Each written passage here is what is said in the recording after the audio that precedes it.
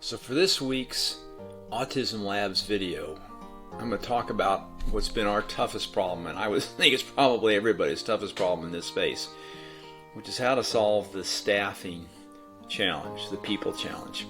So our son's 34, and he was diagnosed with autism at 12 months. So we've been working on this problem for 33 years, and we have tried probably just about everything. I want to go over in this podcast, in this video, 3 things that I think you might find helpful. One is resetting expectations. The second one is where to find the folks, right? What have we found the best resources, the best places to go? And then how to keep them once you have them. So resetting expectations, but without settling. So one of the things that I think we'd all agree is you can't compromise on is trust. You absolutely have to be able to trust the individual, the colleague, the staff with your son or daughter, especially if they can't talk, if they can't communicate what's been going on. The second one, though, however, we have settled on, and that's been a bad decision, and that's reliability or consistency. So we've had folks over the years, high schoolers, let's say, in some cases musicians and artists, that were just fantastic with our son. You know, they enjoyed working with them, they had fun, he had fun with them, but they didn't always show up on time. Even though you may feel desperate and that you have to compromise on that, we found that the disruption and the stress and the angst it causes isn't worth it. So trust and reliability are the two that we just feel are super, super important. The third thing is motivation. And in here, you know, I think we have settled, and I think it's okay to settle a little bit. What we have found, though, is that folks that have a calling, they want to serve, they want to help, and they get charged from that, right? They find joy from helping others. Man, if you can find somebody like that, they're motivated, right, for the right reasons. It's not just a job. They actually want to engage with your son or daughter. They actually want to see if they can bring something out of that person. We always are on the lookout for somebody like that. So where do you find folks like this? You know, where are the places to go? The problem we've had with high schoolers is as your son or daughter grows older, and our son's now 34, you can't really have someone that's 17 or 18 or 19 working with someone that's 34 years old, especially if they've got to take them to the bathroom and shower them and all that. It's just the dynamic there doesn't work very well. Churches, though, have been an interesting place to go to. Sometimes you'll find older adults there that are caring and giving. The biggest challenge we found there, though, is just energy level and endurance. Our son is very active. I'm not saying there aren't older adults that don't have high energy. There certainly are, but that has been a problem that we've run into with going to some of the churches or communities that we're part of and trying to find folks that are older and more mature, but they're not quite up to the stamina, the endurance that's required. Here's a place that absolutely for us has worked out the best are colleges and universities where they have degree programs that people have already made a conscious choice for a career, right? And we've been more successful with grad students than undergrads, right?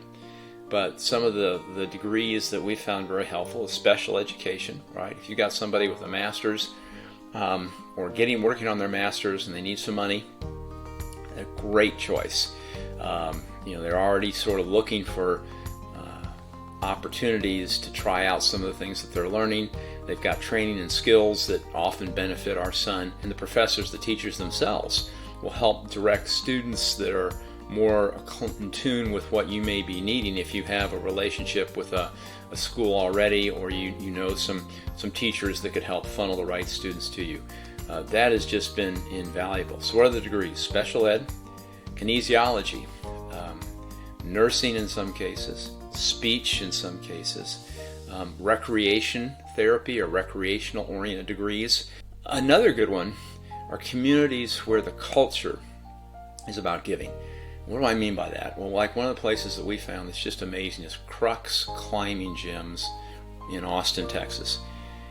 Climbers as a community are used to helping one another. It's part of the vibe and the expectation, right? If somebody's climbing up the side of a mountain, somebody else has got to be there helping them, right? Making sure that it's safe and that they've got all their equipment. Other communities like that, hiking, rafting. Also, a lot of these folks are younger, and they have energy, right? They're outdoors, they're hiking, they're rafting, so they have the energy level. Those folks have just been an invaluable resource for us. And then the last thing, the third point, is how to keep them once you got them.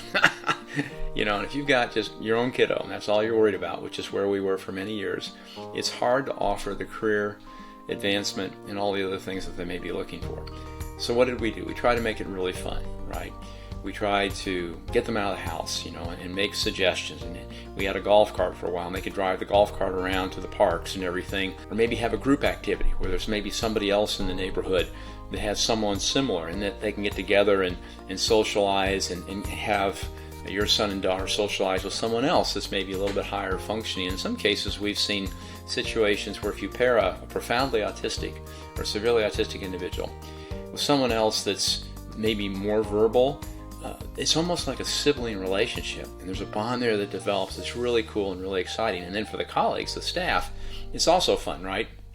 They have somebody to talk to. They have somebody to commiserate with. That really is a great way, we think, to keep folks excited and engaged, and they don't get burned out and start looking for a job, elsewhere.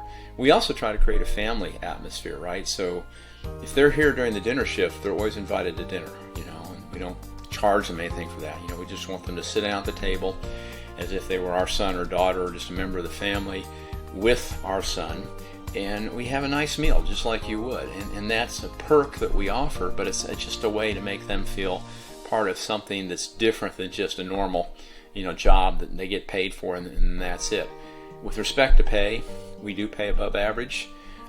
Now there's often budgetary and financial constraints there. If you don't pay a little bit above minimum wage, it's just tough, even with people that have the right calling and mindset, to get them to stay, because they're just not making enough money to live on. The biggest thing that I think that we've done, besides what I've already talked about, and this is a heavy lift, is you form an organization. We formed a nonprofit. You bring in not just 3 or 4, but half a dozen or more folks. You have then a staff that you can offer career advancement. You can offer all kinds of training. We get them out into the community, into very fun environments like Crux Climbing Gym. It's just a really fun, exciting place to have this kind of a community involved, right? It's much better than sitting inside somebody's house, working puzzles all day long, right? Or we go to an arcade where they get to play games, and then they get to go outside and have a picnic and all that. So, or parks, right? So this idea that if you can associate yourself with a community or start an organization where there are lots of other like-minded individuals, it's the best of all worlds and helps you maintain the right culture and everything else. So I hope this helped, and we'll continue talking to you with the next video. See ya.